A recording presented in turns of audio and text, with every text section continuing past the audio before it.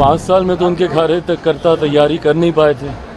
परिणाम सबके सामने है कि अपने कार्यकर्ताओं को उलझाने के लिए, उनको रिझाने के लिए, उनको फंसा के रखने के लिए भैया 5 साल तक क्या करेंगे, यही बातें बोलना ना पड़ेगा।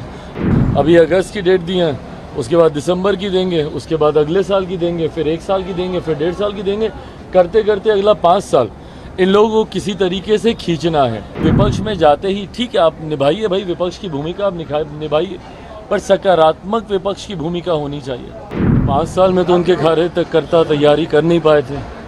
परिणाम सबके सामने, कितनी सीटें लड़े और कितनी जीते हैं ये सब जानते हैं। देखिए, अपने कार्यकर्ताओं को उलझाने के लिए, उनको रिझाने के लिए, उनको फंसा के रखने के लिए भैया 5 साल तक क्या करेंगे, यही बातें बोलना ना पड़ेगा।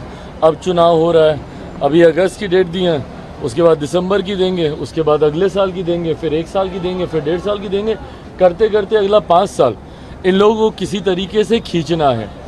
हकीकत है, और इस बात को मैं पूरी एनडीए के एक एक घटक दल के बिहाफ पर बोल सकता हूँ। जिस मजबूती से आज केंद्र में हमारे प्रधानमंत्री नरेंद्र मोदी जी के नेतृत्व में ये सरकार चल रही है, अगले 5 साल ये सरकार ना सिर्फ इसी मजबूती से अपना कार्यकाल पूरा करेगी, बल्कि इन 5 सालों में भी कई बड़े और कड़े फैसले प्रधानमंत्री जी के नेतृत्व में देश हित में लिए जाएंगे, जिसका मजबूती से समर्थन एनडीए का हर एक घटक दल करेगा।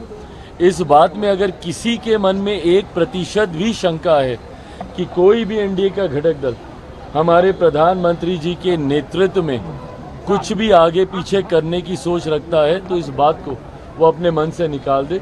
सहज सब ने प्रधानमंत्री जी के नेतृत्व को स्वीकार किया है और उन्हीं के नेतृत्व में 5 साल ये सरकार मजबूती से अपना कार्यकाल पूरा करेगी। लगातार बिहार में लॉ और ऑर्डर को लेकर सवाल खड़े कर रहे हैं कि 3 दिनों में 30-40 घटनाएं घट रही बिहार के अलग अलग जिले में। देखिए, मैं इस बात को सफाई इस बात से कतई नहीं दूंगा कि जब इनकी सरकार थी तो क्या होता था। बिहार में 90 का दशक जंगल राज के वजह से जाना इसीलिए गया क्योंकि इन लोगों के सरकार में क्या होता था। दिक्कत यह है ना कि विपक्ष में जाते ही ठीक है, आप निभाइए भाई विपक्ष की भूमिका, आप निभाइए, पर सकारात्मक विपक्ष की भूमिका होनी चाहिए। आप एक ऐसी भूमिका निभाइए जहां पे लगे सरकार को कि विपक्ष भी साथ में मिलकर प्रदेश के हित की बात करता है। जब किसी बात का श्रेय लेने की बात आती है, नौकरी का श्रेय लेना होगा तो तुरंत आप हर मंच से खड़े होकर बोलिएगा। और जब पुल गिरने की बात आती है, हम लोगों ने तो भैया खड़े होकर नहीं बोला ना कि कौन सा पुल किसके कार्यकाल में बना था। हम लोगों ने तो जानकारी नहीं दी। ऐसा तो नहीं है कि भाई अभी जो 6 महीने पहले जो एनडीए की सरकार बनी है उसी में ही सारे पुलों का निर्माण हुआ। हम तो इस बात को सहज स्वीकार भी करते कि हमारी सरकार है भैया, जिम्मेदारी है हम लोग की। पर ऐसे में जब आप उंगली उठाते हैं तो आप ये भी तो देखिए कि आपके कार्यकाल में क्या होता था। बनिस्बत उसके चीज़ों को बहुत बेहतर किया गया है और आने वाले दिनों में बेहतर किया जाएगा। लॉ एंड ऑर्डर हम लोगों के लिए भी चिंता का विषय है और हम लोगों ने भी इस बात के लिए मुख्यमंत्री जी से हम लोगों ने भी आग्रह किया है कि जिस तरीके से लॉ एंड ऑर्डर की चिंता का विषय है उस पर हम लोगों को चिंतित होकर कड़े कदम उठाने की ज़रूरत है।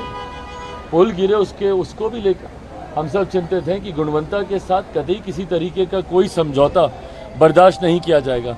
पर विपक्ष की भी जिम्मेदारी बनती है कि ऐसे में सकारात्मक भूमिका निभाए। राहुल गांधी है वो आरोप लगाए थे कि रक्षा मंत्री पर कि अग्निवीर के शहीदों को मुआवजे नहीं मिले, उस पर सेना के जवानों ने भी जवाब दिया है, ट्वीट किया है कि नहीं उनको पैसा मिले। भाई ये गलत तथ्यात्मक जानकारी सदन के पटल पर आप रखिएगा और आज की तारीख में आप सिर्फ एक सांसद की भूमिका में नहीं है ना कि आप कुछ भी आए बोले और चले गए।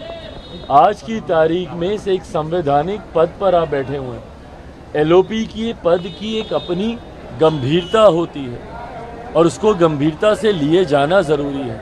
उस दिन एलओपी के तौर पर जो उनका पहला संबोधन था उसमें तमाम गलत तथ्यात्मक जानकारियां उन्होंने सदन के पटल पर रखने का उन्होंने काम किया। जिस तरीके से व्यक्तिगत टिप्पणी एक एलओपी होने के नाते उन्होंने प्रधानमंत्री जी पर की, उन्होंने चेयर पर की, और जिस तरीके से अलग अलग धर्म में आस्था रखने वाले लोगों की आस्था के साथ उन्होंने खिलवाड़ करने का काम किया, कभी महादेव की तस्वीर को लहराना, कभी अलग अलग धर्म की तस्वीर को लहराना, और उसके बाद जितने धर्म गुरु हैं उन्होंने सामने आकर उससे अपनी असहमति दर्ज की। उसी क्रम में उन्होंने तमाम ये गलत तथ्यात्मक जानकारी रखी।